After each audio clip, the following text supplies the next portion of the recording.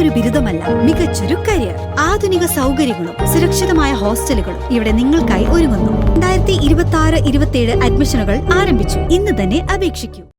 Muvattupuzha Nirmala medical centre college of നഴ്സിംഗിലെ 11ാമത് batch BSc nursing വിദ്യാർത്ഥികളുടെ ബിരുദദാന ചടങ്ങ് നടന്നു. കോതമംഗലം രൂപത chancellor father doctor Jose Kulathol ചടങ്ങ് ഉദ്ഘാടനം ചെയ്തു.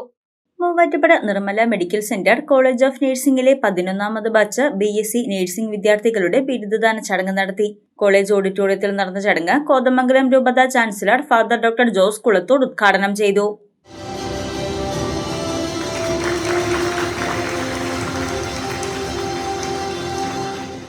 ഓരോ മനുഷ്യ ശരീരവും ദൈവത്തിന്റെ ആലയമാണെന്നാണ് വിശുദ്ധ ഗ്രന്ഥം പറയുന്നത്. അങ്ങനെയാണെങ്കിൽ ഓരോ ദിവസവും ഈ ദേവാലയത്തെ ശുശ്രൂഷിക്കുന്ന നിങ്ങൾ ഓരോരുത്തരും ആ ദൈവാലയത്തിലെ, ആ വിശുദ്ധ ഗ്രഹത്തിലെ, ആ ശ്രീകോവിലിലെ ശുശ്രൂഷകരാണ്. ആ ഒരു ബോധ്യത്തോടെ വേണം നിങ്ങളുടെ ശുശ്രൂഷയിലേക്ക് നിങ്ങൾ ഇറങ്ങി പുറപ്പെടാൻ. പ്രിയപ്പെട്ട സഹോദരങ്ങളെ, നിങ്ങൾ ഇന്ന് കേരളത്തിൻ്റെ ബ്രാൻഡ് അംബാസഡേഴ്സാണ്. നിങ്ങൾ കേരളത്തിൻ്റെ നന്മ മരത്തിൻ്റെ ഏറ്റവും തെളിമയാർന്ന വ്യക്തിത്വങ്ങളാണ്. ഇവിടെ രോഗം പടർന്നു പിടിച്ചപ്പോൾ, പകർച്ചവ്യാധി പടർന്നു പിടിച്ചപ്പോൾ, മരണത്തെ മുന്നിൽ കണ്ടപ്പോൾ യാതൊരു ഭയവും കൂടാതെ ഈ ശുശ്രൂഷയ്ക്ക് ഇറങ്ങി പുറപ്പെട്ടവരാണ്.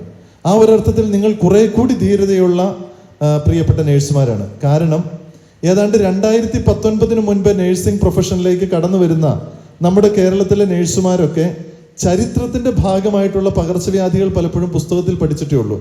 ഞാനും ഈ റോമിൽ ചെന്ന ആദ്യകാലങ്ങളിൽ പല ദേവാലയങ്ങളും സന്ദർശിക്കാൻ ചെല്ലുമ്പോൾ ചില പ്രദക്ഷിണങ്ങളൊക്കെ ഇവിടെ വസൂരി പടർന്നു പിടിച്ചപ്പോൾ ഈ മാതാവിന്റെ രൂപം എടുത്ത്, ഈ സെബസ്ത്യാനോസ് പുണ്യാളുടെ രൂപം എടുത്ത് ഈ തെരുവോരങ്ങളിലൂടെ ജനം പ്രദക്ഷിണം പോയി, അതോടുകൂടി ഇവിടുത്തെ വസൂരി നിന്നു എന്ന് പറഞ്ഞ് ചരിത്രം പലയിടങ്ങളിലും എഴുതി വെച്ചിരിക്കുന്നത് ഞാൻ കണ്ടിട്ടുണ്ട്. പക്ഷേ അതിൽ നിന്നൊക്കെ വ്യത്യസ്തമായി വസൂരിയല്ല ഒരു പകർച്ചവ്യാധി ഈ കാലഘട്ടത്തിൽ 21ാം നൂറ്റാണ്ടിൽ വരുമെന്ന് വിശ്വസിക്കാൻ ഏറ്റവും ബുദ്ധിമുട്ടിയിരുന്ന ഒരാളാണ് ഞാൻ. പക്ഷേ 2020 മാർച്ച് മുതൽ ഞാനത് വിശ്വസിച്ചു. 2020 മാർച്ച് മുതൽ ഞാനത് അനുഭവിച്ചു. നിങ്ങൾ ഇറ്റലിയിൽ പകർച്ചവ്യാധിയുടെ ക്രൂരതയും കെടുതിയൊക്കെ ഇവിടെ പത്രത്തിലിരുന്ന് വായിച്ചപ്പോൾ അത് കൺമുന്നിൽ കണ്ട് ജീവിച്ച മനുഷ്യനാണ് ഞാൻ. അപ്പം അതിനുശേഷം ഈ 2020 ശേഷം 21 നഴ്സിംഗ് മേഖലയിലേക്ക് കടന്നു വന്നവരല്ലേ നിങ്ങൾ? എന്ന് പറഞ്ഞാൽ ഈ കൊറോണ കാലഘട്ടത്തിന് ശേഷം ഇങ്ങനെയൊരു കാലവും ഞങ്ങൾക്ക് മുൻപിൽ ഉണ്ട് എന്ന തിരിച്ചറിവിലൂടെ ഈ നഴ്സിംഗ് മേഖലയിലേക്ക് കടന്നു വന്നവരാണ് നിങ്ങൾ. അതുകൊണ്ട് നിങ്ങൾ ധീരതയുള്ളവരാണ്. നിങ്ങൾ വെറുതെ ജോലിക്ക് വേണ്ടി ഈ പ്രൊഫഷനെ തിരഞ്ഞെടുത്തവരല്ല, റിസ്ക് ഏറ്റെടുക്കാൻ തയ്യാറായതുകൊണ്ട് തിരഞ്ഞെടുത്തവരാണ്. തിരുവനന്തപുരം ഗവൺമെന്റ് നഴ്സിംഗ് കോളേജ് മുൻ പ്രിൻസിപ്പൽ പ്രൊഫസർ നിർമ്മല എൽ ചടങ്ങിൽ മുഖ്യാതിഥിയായി പങ്കെടുത്ത് ബിരുദദാനം നടത്തി.